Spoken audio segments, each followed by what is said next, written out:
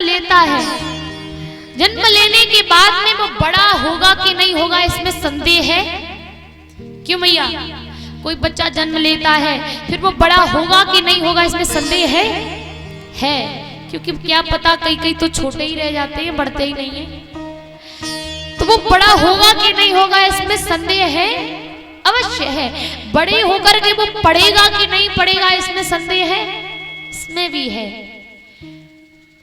बड़े होकर पढ़ेगा और फिर पढ़ने के बाद में उसका विवाह होगा कि नहीं होगा इसमें संदेह है, इसमें भी संदेह है। विवाह के बाद में धीरे धीरे जब उसकी उम्र हो चलेगी तो वो मरेगा कि नहीं मरेगा इसमें संदेह है। सारी चीजों में संदेह है, लेकिन वो मरेगा कि नहीं मरेगा इसमें कोई संदेह नहीं। जो आया है वो मरेगा, वो जाएगा।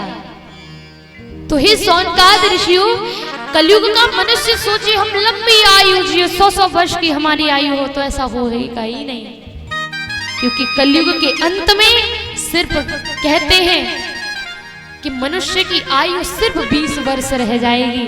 20 वर्ष में ही विवाह हो जाया करेगा, परिवार बढ़ने लगेगा, समझदार हो जाया करेंगे। आज के बच्चों को ही देख लीजिए, कितने चालाक हो गए छोटे छोटे से बच्चे। तो कलयुग का प्रभाव ही ऐसा है कि जब तक घोर कलयुग आएगा तो मनुष्य की आयु सिर्फ 20 वर्ष रह जाएगी, 20 वर्ष में समाप्त हो जाया करेगा। और आज शिशु जी महाराज ने बताया, उन्होंने कहा किस मनुष्य का कल्याण करने के लिए एक तोता श्रीमद् भागवत कथा का अनुष्ठान करेगा। अब तोता का जन्म कैसे हुआ ये सूजी से सौनकाद ऋषि पूछते हैं कि तोता भला कैसे कथा कह सकता है। तो इसके पीछे एक कथा है, दंत कथा के अनुसार आपको सुनाएं। एक बार ब्रह्मा जी की सभा लगी हुई है, सभी प्रकार के देवगण बैठे हुए हैं, यक्ष गंधर्व ऋषि मुनि किन्नर सब प्रकार के देवता बैठे हुए हैं। और उनके बीच में एक प्रश्न उठाया गया कि आप ये बताइए, 3 लोक 14 भुवन में सबसे महत्वपूर्ण चीज क्या है? अब किसी ने कोई जवाब ही नहीं दे पाया। कोई कहता है सोना महत्वपूर्ण है, कोई कहता चांदी, कोई कहता हीरे मोती, इन चीजों को खूब मान्यता दे दी। लेकिन ऋषियों ने कहा ये तो सबके पास मिल जाएंगे। अच्छा, यही कई मैयाएं होंगी जिनके पास सोना चांदी हीरे मोती होंगे, तो जो सबके पास मिल जाए वो भला कीमती कैसे हो सकता है, वो महत्वपूर्ण कैसे हो सकता है? ऋषियों ने कहा इनमें से कुछ भी महत्वपूर्ण नहीं है। सब हारी मान गए। पूछा क्या? तो उन्होंने कहा कि 3 लोक 14 भुवन में अगर कुछ सबसे ज्यादा महत्वपूर्ण चीज है तो वो क्या है? प्रेम। निस्वार्थ प्रेम ही इस संसार की सबसे महत्वपूर्ण चीज है, जो हर किसी के पास नहीं मिलती। हर किसी के पास ये चीज नहीं है, खासकर कलयुग में किसी के पास नहीं है। कलयुग में सब स्वार्थ के लिए प्रेम करते हैं। कलयुग में सब व्यक्ति एक दूसरे से स्वार्थ के लिए प्रेम करते हैं। कोई आपकी सुंदरता पर रीझ जाएगा कि बड़ी सुंदर है, इनसे प्रेम कर लेते हैं। कोई आपके ऐश्वर्य पर रीझ जाएगा, कोई आपकी दौलत पर रीझ जाएगा, कोई आपके कारोबार पर रीझ जाएगा। तो संसार में सब स्वार्थी मिलेंगे। सब आपसे क्यों जुड़ेंगे? कि उन्हें आपसे कुछ मिल जाए। जिस दिन मतलब खत्म हो गया उस दिन सारे रिश्ते भी खत्म हो जाते हैं। तो ऋषियों ने कहा कि इस संसार में सबसे महत्वपूर्ण है निस्वार्थ प्रेम, और ये हर किसी के पास नहीं है। और धन्य है वो लोग जिनके पास निस्वार्थ प्रेम है। इस कलयुग में भी कई ऐसे लोग हुए जिन्होंने निस्वार्थ प्रेम किया, अपने प्रेमी के पीछे मर मिट गए।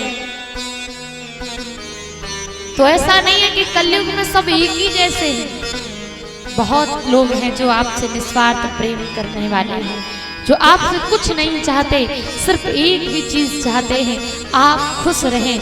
आपकी खुशी में हमारी खुशी है। आपसे कुछ नहीं चाहिए उन्हें। जहां पर मांग शुरू हो जाती है वहां पर प्रेम नहीं रहता। जहां पर कुछ मांगना शुरू हो जाता है वहां पर प्रेम समाप्त हो जाता है। और जहां पर हम कुछ नहीं लेते वहां प्रेम आरंभ हो जाता है। इसलिए निस्वार्थ प्रेम हर किसी के पास नहीं आई और यही सबसे दुनिया में महत्वपूर्ण है। अब उन्होंने कहा ये चीज मिलेगी कहाँ, किसके पास होगी? तो नारद जी ने कहा हमारे प्रभु नारायण और लक्ष्मी मैया के पास तो अवश्य होगी, क्योंकि इन्होंने पृथ्वी की रचना, ये पृथ्वी के पालन करता है। बोले उनके पास भी नहीं है। उनके पास नहीं है, क्यों नहीं है?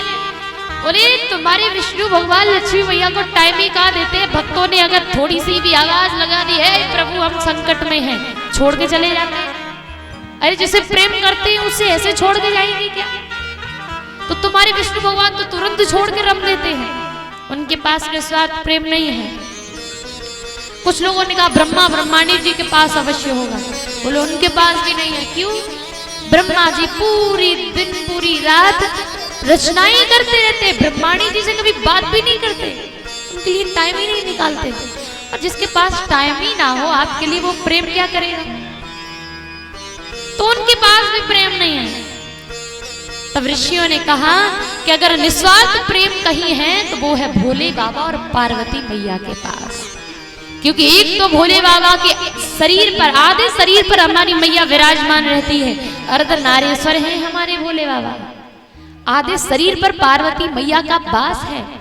दूसरा, चाहे कुछ भी हो जाए बाबा कैलाश पर्वत छोड़कर, यानी मैया को छोड़कर जाते ही नहीं। जिसे काम पड़े वो भोले बाबा के दरबार पर खुद आए, वो कहीं नहीं जाने वाले। तो पार्वती मैया से कभी दूर नहीं रहते, और कहीं जाते भी हैं तो वहां पर जो जो होता अपनी देवी को तुरंत बताते। नारद जी को बड़ा बुरा लगा, ये तो ठीक नहीं है, ये तो हमारे प्रभु को नीचा दिखा रहे हैं। बोले हमने झगड़ा करवा दिया तो? बोले झगड़ा? बोले झगड़ा जहां होगा वहां प्रेम होगा ही नहीं। जहां झगड़ा हो जाए वहां प्रेम होगा ही नहीं, क्योंकि प्रेम करने वाले झगड़ा करेंगे ही नहीं। अब ऐसा नहीं है कि मैया जो प्रेम करते हैं हमारी मैया, हमारे भैया लोग, तो उनके बीच में झगड़ा नहीं होता। होता है, सबके बीच में होता है। इसका मतलब उनके बीच में प्रेम नहीं है। यहाँ ऋषिवर बताते हैं कि किसी तीसरे की वजह से झगड़ा नहीं होना चाहिए। दो आपस में लड़ रहे हैं, ये प्रेम का प्रतीक है, क्योंकि प्रेम लड़ाई में ना अधूरा है। थोड़ा कटपट ना हो तो मजा नहीं आता, पता नहीं चलता कि हमसे कैसा प्रेम करते हैं। तो लड़ाई भी जरूरी है, लेकिन किसी तीसरे की वजह से आपके बीच में लड़ाई हो जाए तो यानी आपका प्रेम समाप्त हो गया, आप प्रेम करते ही नहीं हो। तो नारद जी तीसरे व्यक्ति बनकर के मैया और बाबा की लड़ाई कराना चाहते हैं। अब रोज कैलाश पर्वत जाते हैं, देखते हैं मैया बाबा के साथ बैठी, लौट आते। एक बार देखा बाबा गए हैं काम से, तो क्या हुआ, नारद जी पहुंचे मैया के पास और जाते ही कहा नारायण नारायण। मैया ने प्रणाम किया, क्योंकि नारद जी उनके गुरु हैं। प्रणाम किया, गुरुदेव प्रणाम, बताइए कैसे आना हुआ?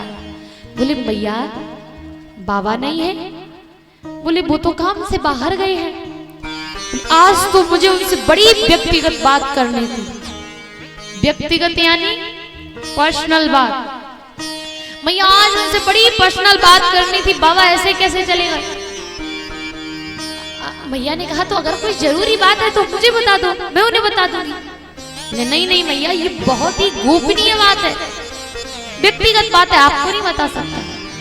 मैया ने कहा आप सोच रहे होंगे कि आपके बाबा मुझसे सब छुपाते हैं, तो ऐसा नहीं है। आपके बाबा मुझसे कुछ भी नहीं छुपाते, सब कुछ मुझे बताते हैं। अच्छा, तो बाबा ने कहा देखो, नारद जी ने कहा मैया ऐसा नहीं है, हर पुरुष अपनी स्त्री से कुछ ना कुछ छुपाता है। मैया तुम कहती हो बाबा सब कुछ बताते हैं। पार्वती मैया ने कहा मेरी बात सुनो, तुम्हारे बाबा सब मुझे बताते हैं। नारद जी ने कहा अच्छा तुम इतना ही कहती हो तो बता दो, आपके ये बाबा के गले में ये जो नरमुंड की माला पड़ी है, ये क्यों पड़ी है? कभी पूछा है? अब मैया ने कहा इसके बारे में तो उन्होंने कभी नहीं बताया, ये तो उन्होंने कभी बताया ही नहीं कि ये नरमुंड की माला कब क्यों पड़ी है। और नारद जी ने कहा मैंने कहा था ना, हर पुरुष स्त्री से कुछ ना कुछ छुपाता है। इस संसार में कोई ऐसा व्यक्ति नहीं जो अपनी स्त्री से कुछ ना छुपाता हो। अब तो मैया के दिमाग में टच कर गई बात तो बिल्कुल सही है, क्योंकि नरमुंड की माला के बारे में कभी बताया ही नहीं गया। अब जो यहाँ पर भैया शादीशुदा है, आप भी, मैया आपकी क्लास लेंगे घर पे, जल्दी बताओ कि क्या छुपाया है तुमने मुझसे। तो मैया कहती कि इन्होंने मुझे क्यों नहीं बताया कि नरमुंड की माला क्यों अपने सर में डाले हुए हैं। अब तो मैया गुस्से में आ गई और बाबा ने, नारद जी ने पीछे से ये और कह दिया मैया एक बात बताओ, बाबा ये रहस्य उसी को बताते हैं जिससे सबसे ज्यादा प्रेम करते हैं। अब मैया को लगा इसका मतलब वो मुझसे प्रेम ही नहीं करते, क्योंकि प्रेम करते तो बता देते कि ये नरमुंड की माला क्यों पड़ी है। अब तो मैया इधर से उधर घूम रही हैं, इधर से उधर घूम रही है कि इन्होंने मुझे क्यों नहीं बताया कि ये माला क्यों पहनी है। बार बार इधर से उधर जा रही हैं, इधर से उधर घूम रही हैं। बाबा आए, नारद जी तो चले गए, कह दिया मैया बाबा को नहीं बताना मैं आया था। बाबा ने देखा कोई दरवाजे पर स्वागत करने नहीं आया, कोई बुलाने नहीं आया, तो आज तो बाबा अंदर चले गए। देखा कि देवी तो बड़े गुस्से में घूम रही है, लेकिन जब घर में मैयाएं नाराज हो तो बात कैसे करें। कुछ लोग कहते तो हमें तो पता ही नहीं चलता कि हमारी देवी जी नाराज है, मालूम ही नहीं पड़ता कि ये नाराज हो गई है, तो कैसे पता करें। जैसे आप कोई उनसे प्रश्न करते हैं और उस प्रश्न का टेढ़ा टेढ़ा जवाब आए तो समझ जाना आज ये नाराज है, हमसे कुछ गलती बन गई। बाबा ने भी पूछा, क्या पूछा, देवी गणेश कार्तिकेय किधर है। मैया आई गुस्से में, अच्छा 24 घंटे गोद में बिठा के रखूं उनको, हाँ खेल रहे होंगे कहीं, गोद में बिठा के रखूं। बाबा समझ गए काम गड़बड़ है, दिमाग गर्म है, बहुत ऊंची वाली गुस्सा है इनको।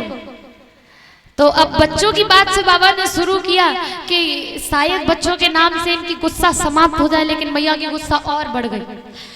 बाबा ने कहा देवी आपकी तबीयत तो ठीक है। मैया ने कहा हाँ, आपको कुछ चाहिए होगा इसीलिए तो तबीयत का पूछ रहे हो, वैसे तो कभी नहीं पूछते कि आपको सिर दर्द है या कोई बीमारी है, जरूर आपको कुछ चाहिए, क्या जरूरत है। तो बाबा ने कहा देवी वो मुझे आज भांग नहीं मिली। मैया ने कहा हाँ समझ में आ गया कितना प्रेम क्यों आ रहा है मुझ पे, तुम इसीलिए मुझे ब्याह कर लाए थे। तुम्हारे एक लड़के को लड्डू बनाओ, एक को खीर बनाओ, तुम्हें भांग घोट के दूं, इसीलिए ब्याह के लाए थे तुम।